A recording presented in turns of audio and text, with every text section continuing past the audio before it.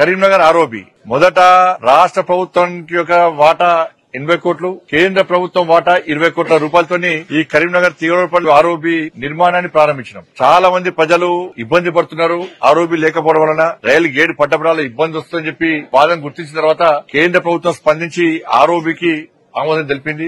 20 కోట్ల రూపాయలను వెంటనే విడుదల చేయడం జరిగింది. దురదృష్టవశాత్తు అప్పుడున్న ప్రభుత్వం వాళ్ళు ఇవ్వాల్సినటువంటి 80 కోట్ల రూపాయలను ఇవ్వకపోవడం వలన ఆ పనులు మొత్తం ఆర్ఓబి మొత్తం పెండింగ్ లో ఉండే. ఇటువంటి పరిస్థితుల్లో ప్రజలు పడుతున్న ఇబ్బంది దృష్టి ఉంచుకొని కేంద్ర ప్రభుత్వం సేతుబంధన్ స్కీమ్ ను కొత్తగా ప్రారంభించింది. కాబట్టి ఈ సేతుబంధన్ స్కీమ్ యొక్క ముఖ్య ఉద్దేశం ఏంటంటే పూర్తి 100% నిధులు కేంద్ర ప్రభుత్వమే విడుదల చేస్తుంది. కాబట్టి అప్పుడు మంత్రి గారిని నితిన్ గడ్కరీ గారిని రిక్వెస్ట్ చేసిన తర్వాత రాష్ట్ర ప్రభుత్వం సహకరిస్తలేదు, రాష్ట్ర ప్రభుత్వం ఇవ్వాల్సినటువంటి వాటా ఇస్తలేదు. కాబట్టి ప్రజలు ఇబ్బందులు తెలిపిన తర్వాత వారు దానికి అంగీకరించి కరీంనగర్ తీవ్రపల్లి అని చెప్పి ఆర్ఓబి కూడా సేతుబంధన్ స్కీమ్ లో యాడ్ చేయడం వలన 154 కోట్ల రూపాయలు కేంద్రమే 100% నిధులు విడుదల చేసింది. అందుకే పనులు నడుస్తా ఉన్నాయి. ఇక్కడ ఇబ్బంది గానీ కొత్తపల్లి మనోహరాబాద్ లైన్ లేట్ కావడానికి ఇబ్బంది ఏంటంటే ల్యాండ్ ఎక్వేషన్ భూ సేకరణ విషయంలో చాలా ఇబ్బందులు రావడం వలన దానికి రాష్ట్ర ప్రభుత్వం సహకరించకపోవడం వలన ఏ ప్రభుత్వం ఉన్నా సహకరించకపోవడం వలన ఇబ్బందులు వస్తా ఉన్నాయి. కానీ ఎందుకు లేట్ అవుతుంది ఇంకా పనులు అయితే లేవు అని చెప్తుంటే రాష్ట్ర ప్రభుత్వాలు సహకరించాలి. కేంద్ర ప్రభుత్వం చేసే అభివృద్ధి పనులకు రాష్ట్ర ప్రభుత్వాలు సహకరిస్తే పనులు చక్కచక్క సాగితే ప్రజలకు ఇబ్బందులు గురగారు.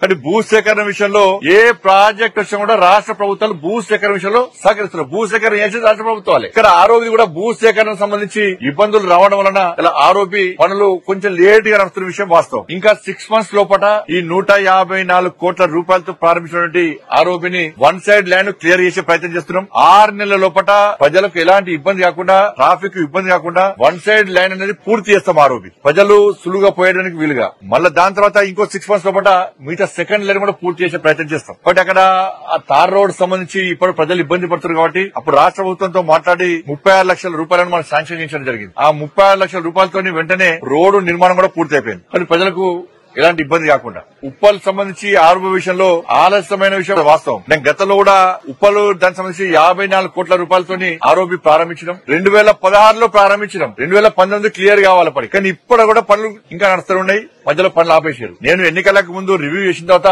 అప్పుడు తిరిగి పనులు ప్రారంభమైనాయి. కాబట్టి ప్రజల ఇబ్బంది దృష్టి ఉంచుకొని దాని మీద సీరియస్ గా రివ్యూ చేయడం జరిగింది. వాళ్ళ ఉప్పల్ ఆర్ఓబికి సంబంధించి అధికారులను కూడా ఆదేశించడం జరిగింది. 54 కోట్లతో ఉన్నటువంటి ఉప్పల్ ఆర్ఓబిని కూడా పూర్తి చేస్తామని చెప్పి అధికారులు హామీ ఇవ్వడం జరిగింది. కాబట్టి 6 నెలల లోపల ఉప్పల్ ఆర్ఓబి కూడా పూర్తి చేస్తాం.